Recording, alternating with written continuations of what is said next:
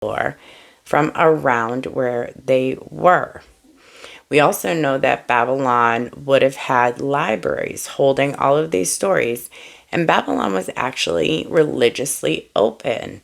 And the stories of the gods of anyone that they conquered were often celebrated, stored there, and worshiped there. Yahweh himself has been found to be worshiped there.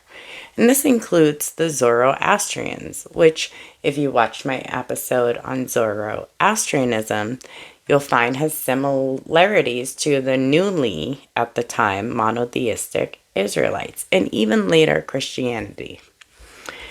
So, is it possible that Judaism and later, therefore, Christianity and Islam were formed by the enmeshment of these traditions and stories as they were in Babylon? Well, the earliest example of Genesis in Hebrew is dated to between 200 BC and 100 AD, and we have no earlier examples of the Hebrew Genesis. Now, shifting a little bit, I want to talk to you about the first use of the name that would eventually translate to Adam. In order to do that, I have to shift even further back in time to about 2600 to 2300 BC to the Assyrian Kings List.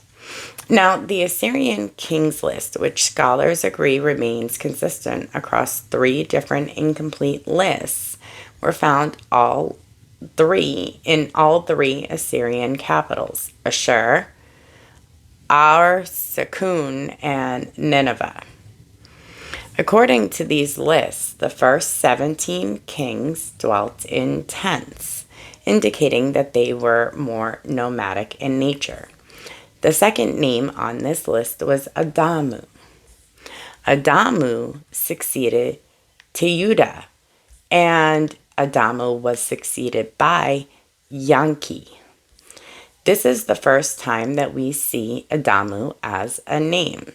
So the earliest record of Adamu comes from an unconfirmed second king of the nomadic Assyrians.